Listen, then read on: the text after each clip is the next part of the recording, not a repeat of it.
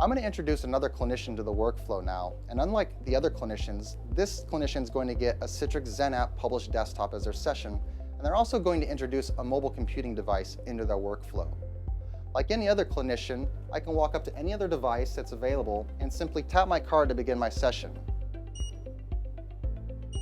Because this is a mobile user, a double tap is required to start your session. You'll see that once we've connected you to your desktop, Aventura has identified who you are, a doctor, where you're at, a nurse station, and again, we've molded the desktop for you appropriately. Now as a doctor, I might begin reading some emails while I'm here at the nurse station, but then I might hear my name called over the PA asking me to come visit the nurse in the patient room for a consultation. So at this point, what I can do is I can pick up my tablet and move my session from the physical workstation to my mobile device. Now, once my session's moved over, I can start reading my email and my patient information as I walk down the hallway. But now that I'm in the patient room, the only challenge is that this tablet doesn't know that I've changed locations.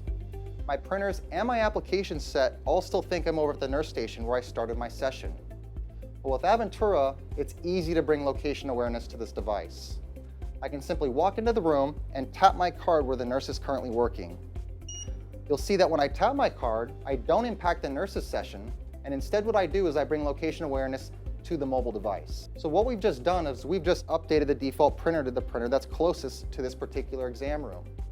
We've also restricted the applications not appropriate for this location, so that with the tap of a card, I can quickly begin my consultation with the nurse.